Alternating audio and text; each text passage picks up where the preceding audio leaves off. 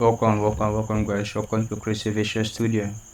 And today I'm going to show you how I did this abstract kind of water movement and uh, pattern. So without wasting much of your time, I'm going to show you how I did this.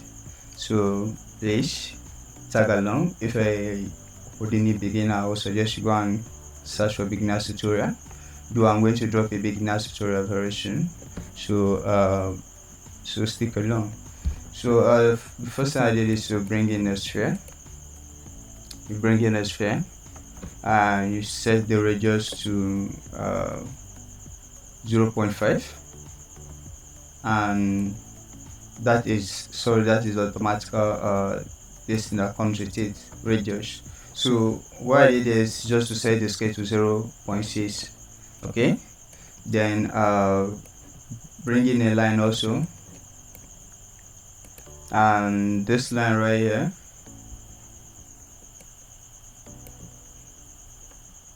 the only thing done to it, the only thing I did is, if I should zoom in right here now, so sorry, I brought in this line, I set the length to 0.5 and set it to 2 points. Now I added a sample for the sake of my own pleasure. So your own sake, you might not want to add, but I set level of details to 2.41. Then I set the scatter to my sphere. So after setting the scatter to my sphere, then I set this to copy point. So the first geometry to copy is the line, the target geometry, which is the point, is a sphere. Now these are all lining up, the lines are all being copied to the point.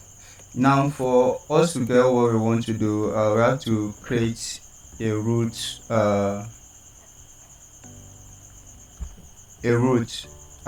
this way. This group will hold all the whole points beneath the line. Okay, so that's the function of this group. So we are going to create a group expression. We are just going to name it roots. Okay, so now when we come here, you have to choose first point of primitive. So it's going to grab all the points below, which is the first point of this line. So that's what it's going to do. Then we are going to add Vellum here. As you can see, that's what it's going to do, to copy the whole, to grab the whole point beneath this line. So we are going to add Vellum here. So, and this Vellum here, we have to come to the, pinch animation and bring in this roots right here.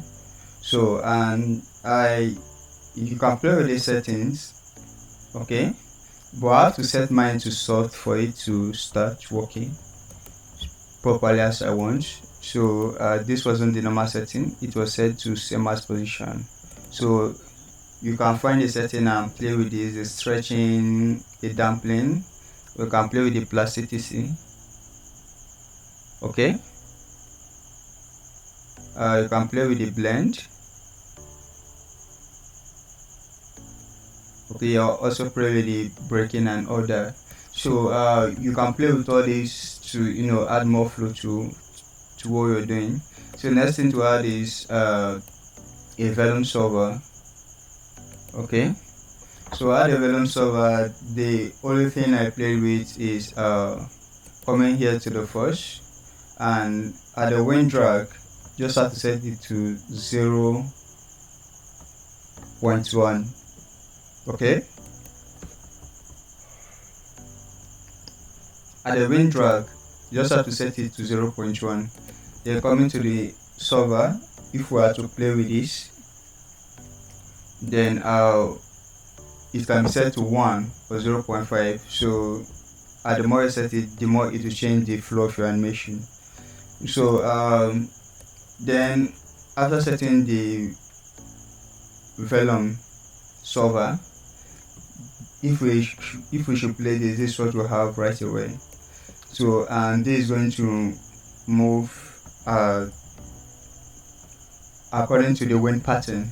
Okay, so the next thing to do is to connect adjacent pieces, okay, which will give us a different move, a different pattern in this abstract animation we are trying to create here.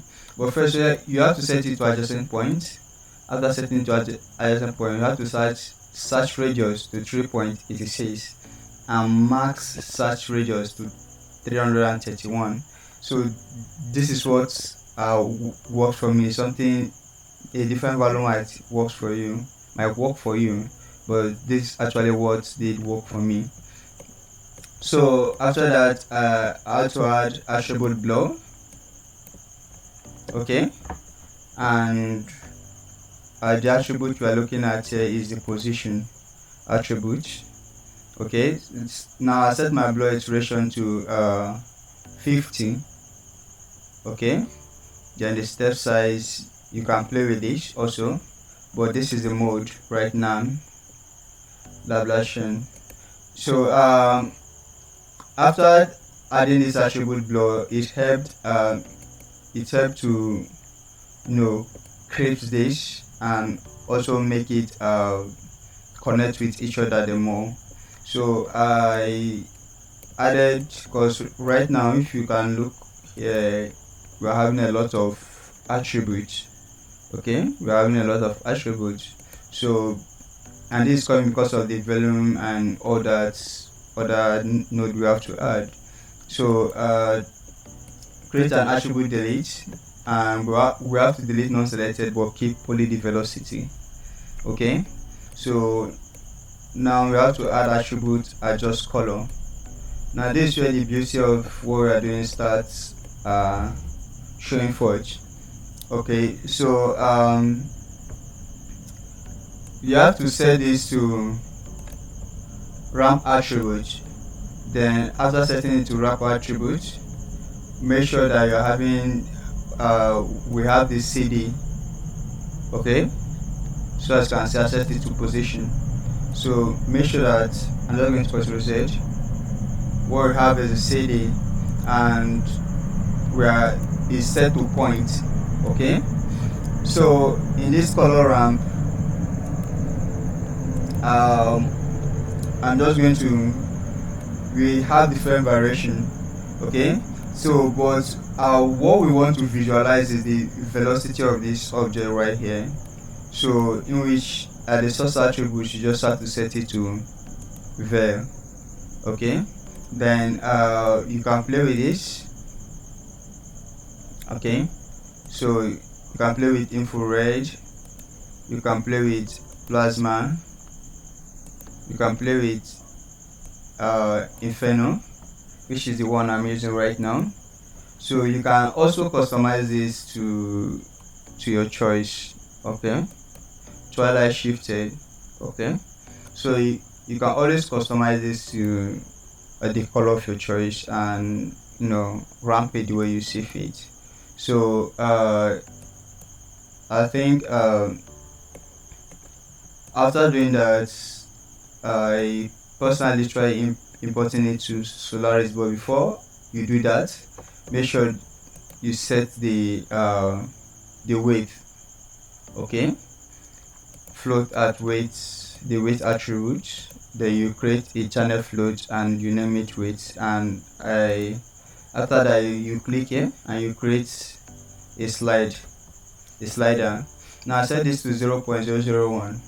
So and you just have to add a null and bring out the and name it abstract. So if I should just dive into this log net and as you can see, for now you just have to wait, you just have to let it load. Sorry.